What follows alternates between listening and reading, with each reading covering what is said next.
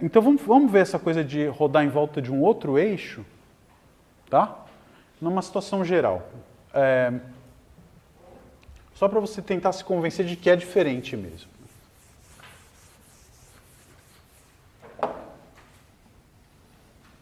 Então o que a gente viu como calcular era o seguinte. Suponha que você tem um gráfico de uma certa função aqui, tá? A gente viu a fórmula para rotação desse cara em volta do eixo x, tudo bem? Se eu rodo isso em volta do eixo x, o que eu vou obter? Uma superfície... Deixa eu fazer melhor isso.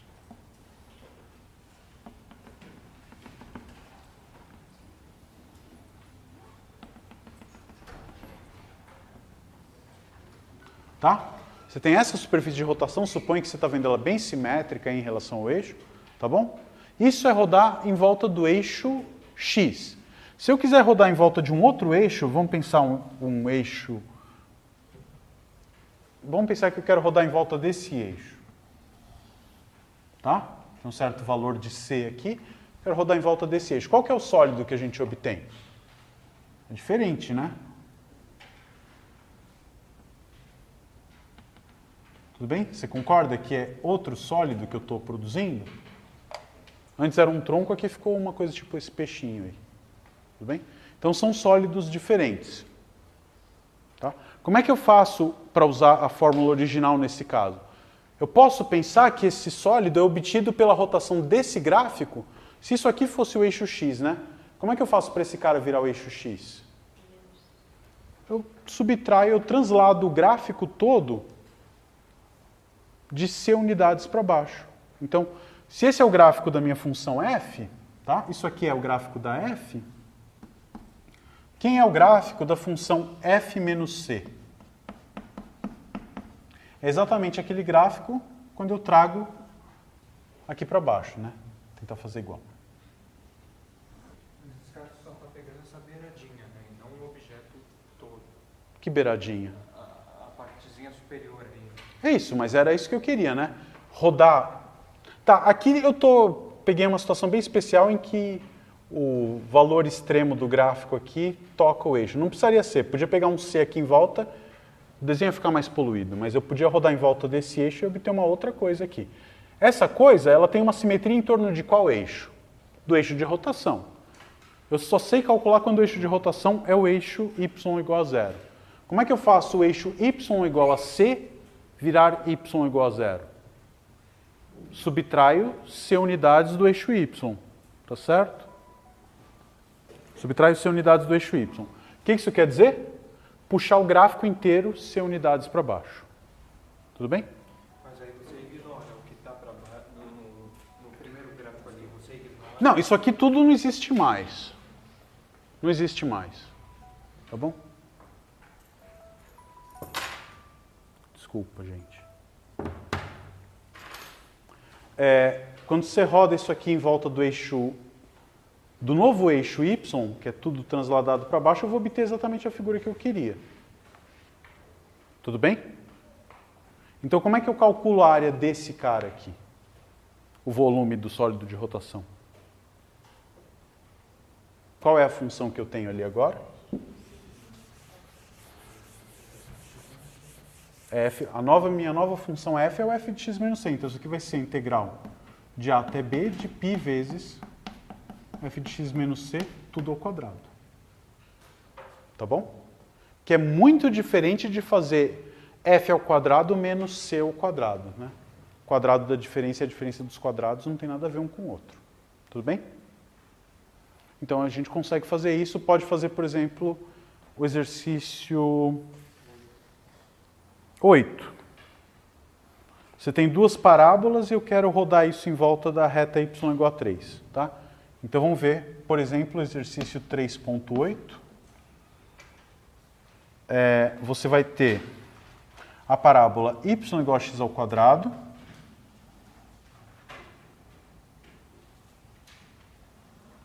Tá certo? E vai ter também 2 menos x quadrado. O que é 2 menos x quadrado? Essa parábola aqui, por exemplo, vai. Bem, então qual que é a minha região aí, delimitada pelas duas parábolas? Essa coisinha aqui, né? Está dito que o x é maior que zero, alguma coisa desse tipo? Não. Tá? Então temos isso aqui, tá? Essa é a minha região. Eu vou rodar em torno de qual eixo? Y igual a 3? Y igual a 3, perfeito. Tá? Então, eu vou pegar o eixo y igual a 3 aqui, horizontal, e vou rotacionar essa figura em torno desse eixo. Se eu fosse calcular em volta, você concorda? Dá para ver que essas figuras são bem diferentes, né? Girar em volta do eixo x dá uma coisa e girar em volta do eixo y igual a 3 é outra coisa. Rodar em volta do eixo y igual a 3 parece uma rosquinha, né? Coisa tipo o que a gente chama de um toro. Tem até um exercício na lista que pede para você calcular o volume de um pneuzinho desse tipo. Tá? Ok. Como é que você faria para calcular essa coisa toda, então? O que eu faço? Eu tiro 3 unidades de tudo de modo a trazer esse eixo para o eixo y igual a 0. Então, essa minha função, que é, vamos chamar assim, f de x igual a 2 menos x quadrado, ela vai virar outra coisa. E a função g de x igual a x ao quadrado, nesse novo sistema vai ser outra coisa. Então eu vou tirar 3 unidades de tudo. Então eu vou trazer, se você quiser pensar, esse eixo veio para cá. Então eu vou ter, quem que é essa outra parábola aqui agora? Quem que é o 2 menos x quadrado? Se eu tirar 3 unidades, ela vai ficar menos x quadrado menos 1, né? Tá certo? Isso aqui é menos, pode pôr em evidência, x2 mais 1. Tá certo? E essa outra, que era x ao quadrado só, quando eu trago 3 unidades para baixo, vai ser x ao quadrado menos 3. Tá bem? É a mesma figura, né? Você percebe?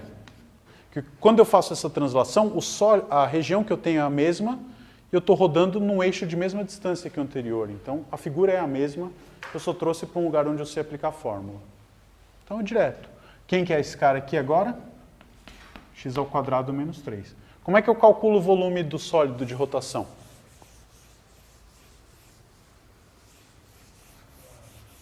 Tem que tomar um cuidado. Aquela coisa que a gente pensar é sempre o de cima menos o de baixo, pode dar errado aqui, né? Pensa assim, eu estou rodando, quando eu rodar essa figura, vai ter uma hora que ela vai cruzar de novo aqui em cima. Quem que é o cara que vai estar por cima? É o que está mais por baixo aqui, tá? E esse cara vai estar por baixo. Então como é que eu vou calcular? Na hora que eu rodar, eu vou ter essa parábola aqui por cima e a outra por baixo. Então eu vou fazer o volume do de cima menos o volume do de baixo. Tá bom? Então esse volume vai ser... Quais são os extremos aqui? Onde que essas duas coisas empatam? Tanto faz aqui ou aqui, a translação é vertical, né? Quando que essas duas coisas são iguais? No 1 e no menos 1, tá bom? Iguala essas duas equações e resolve, se você quiser. Então esse volume vai ser o quê? Vai ser a integral de menos 1 até 1. Como é o volume de rotação em torno do eixo x, π vezes... Quem que eu vou pegar? O volume de cima. Quem que é o volume de cima? É esse cara aqui, ao quadrado, tá? Então vai dar x mais 1 ao quadrado, tudo ao quadrado. O menos vai embora, né? Porque na hora que eu levar ao quadrado, foi. Menos a integral de menos 1 até 1 de π vezes o que está por baixo. Desculpa, o que está por baixo aqui agora, que vai parar lá em cima, é x ao quadrado menos 3, né? E o que está por cima aqui, vai ficar por baixo ali, some o menos, x ao quadrado mais 1, dx. Tá? A gente sabe calcular tudo aí, acha as primitivas, substitui, dá um número que tem que dar. Tá claro qual que é a conta? Não? Então, por que você fez x ao quadrado menos 3 menos a outra? Vamos lá. Quando eu rodar, aqui em cima, como é que eu vou ter a figura? Você vai ter esse cara aqui, ele vai estar aqui embaixo e ele vai ser um x² mais 1, tá bom? Certo? E o outro é x² menos 3, aqui em cima ele vai ser menos x² mais 3. Como é que eu vou calcular o volume desse sólido de rotação? Eu posso pensar que se eu calcular essa integral aqui, tanto faz aqui o sinal de menos, né? Se eu multiplicar por menos 1, dentro, quando eu levar ao quadrado, vai embora, tá? Então, quando eu fizer essa integral, vai me dar o volume abaixo da parábola rotacionada, da parábola de boca para baixo. Então, isso vai me dar como se fosse toda uma panquequinha, assim, se você quiser pensar. E o que eu preciso tirar para obter a rosquinha? Tirar esse miolo. O que é um miolo? É o que está abaixo da x² mais 1. Tá? Então, é o volume da parábola de cima, que vai produzir um sólido maciço, menos o volume da parábola de baixo, que vai comer ele por dentro para fazer a rosquinha. Tá bem? Então, isso aqui dá um número que, se ninguém errar na conta, é o que vai dar na resposta aí, né? 32π sobre 3. Tá bom? Diga. E se eu transladasse para um eixo, por exemplo, x igual a 1? Tá, mas aí você vai... O interessante é rodar em volta do eixo y. Translações horizontais. Como é que você tem que fazer? O que você tem que pensar é aquela coisa da teoria básica de funções. Você tem que transladar o eixo de rotação para o eixo que você conhece. Então, se você vai rodar em volta de um eixo vertical, tá? Vamos pensar na situação geral. Então, eu tenho alguma figura, tem um gráfico aqui, tá? Eu quero girar em torno desse eixo. Vamos chamar isso aqui de A. Tá? Girar em torno desse eixo vai me produzir o quê? Uma coisa que é um tipo de um cilindro meio torto ali, tá bem? Então, o sólido de rotação vai ser obtido dessa maneira. Sei calcular desse jeito? Não. Mas eu sei calcular se esse A fosse zero. Como é que eu empurro tudo a unidades para a esquerda? Ou, de maneira análoga, como é que eu trago esse eixo para cá? Como é que você faz uma translação? Translação vertical do gráfico é fazer isso aqui, né? Somar uma constante no valor da função. Você desloca ele para cima ou para baixo.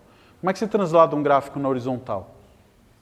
Eu mudo o argumento da função, que está dentro do f, né? Então, se eu fizer f de x mais a, tudo que para essa aqui acontece no x igual a a, vai acontecer para essa aqui no x igual a zero. Tá certo? Então, esse gráfico, o que eu fiz? Eu vou empurrar todo mundo para lá, eu vou ter o gráfico aqui, assim. E aí eu vou rodar em volta do eixo x igual a zero, em volta do eixo y, e aí a gente tem a fórmula. Tá? Se você precisar fazer translações horizontais no gráfico, você mexe no argumento. Se você precisar fazer... Aqui acho que é menos, né? Se você precisar fazer translações verticais, você soma constantes fora da f. Tá bom? Muito bem. Dá para, por exemplo, usando esse fato, você consegue fazer o exercício 9, que você pega um disco e gira em torno de um eixo para obter exatamente o toro, né? Uma figura parecida com essa, mas de modo que as fatias são sempre círculos. Tá? Tem um fato bem curioso na hora que você calcular isso aí, se você conhecer o teorema de Pappus. Tá? Ok. Tem mais algum que vocês queiram perguntar?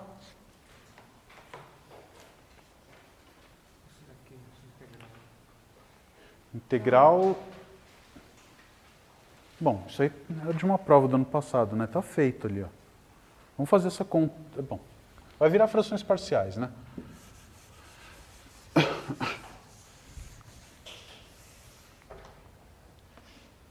Tá, então, alguma questão, como é que ela é? A integral de dx sobre X mais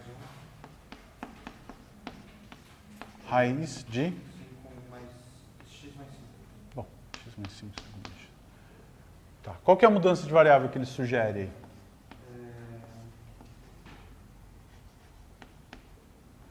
Ele sugere u Foi bem agressivo, né? Por que isso aqui é bom? Quem que é o DU?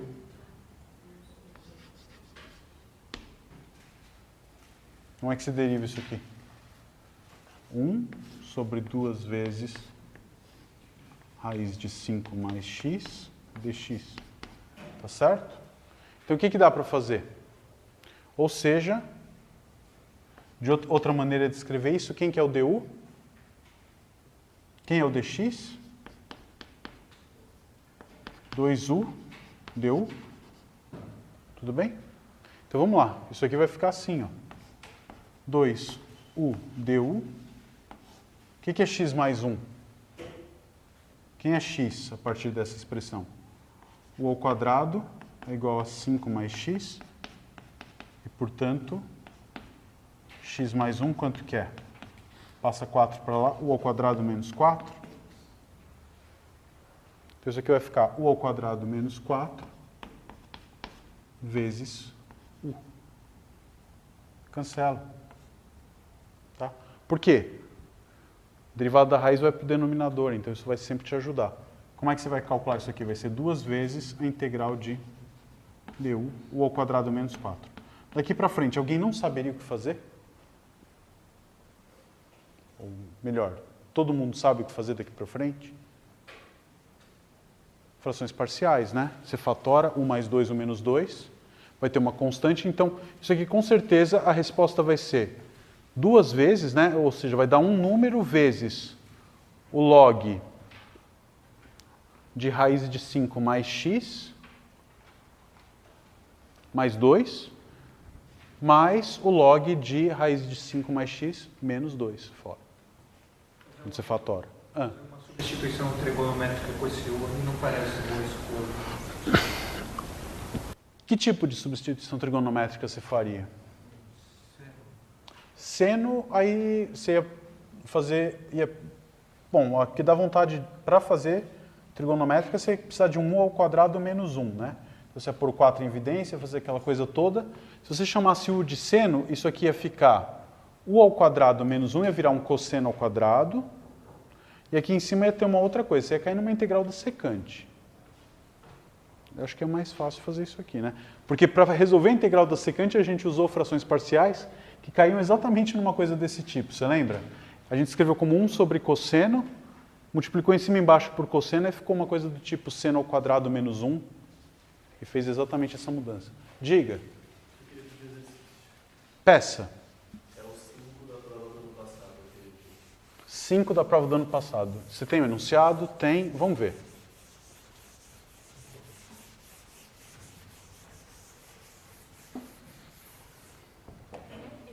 Você tem? Ótimo, obrigado.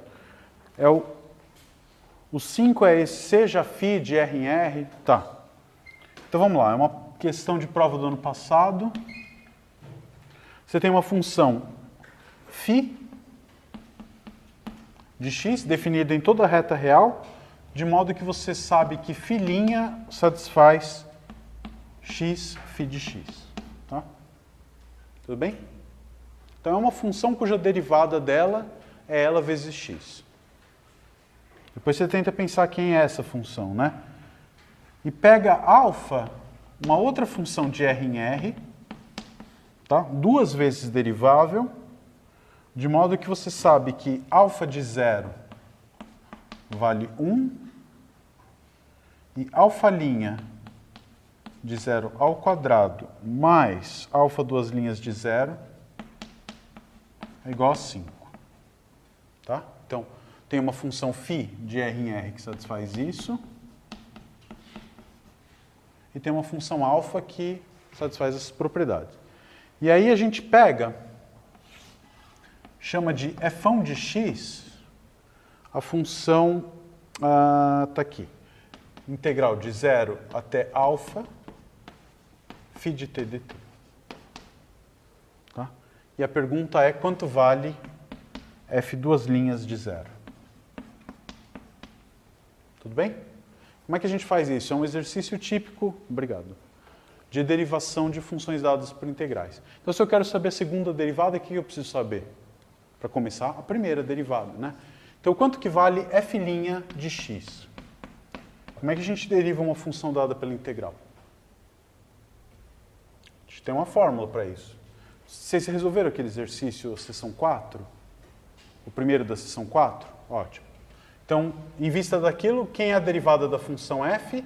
É o integrando calculado no extremo,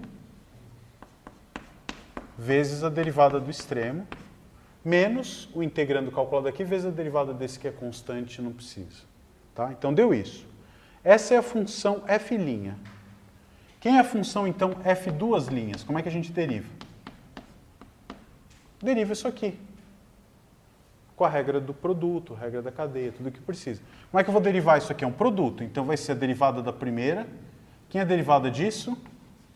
Φ' de alfa de x vezes alfa' de x. Derivei a primeira, copia a segunda. Então, alfa' de x ao quadrado, mais, copia a primeira, deriva a segunda. Ele pergunta quanto que vale isso no zero. Substitui. Tudo bem? Aqui, alfa duas linhas. Obrigado. Copia a primeira, deriva a segunda.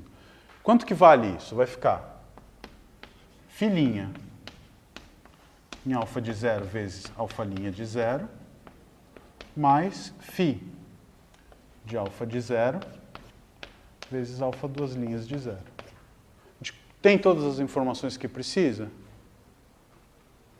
Só...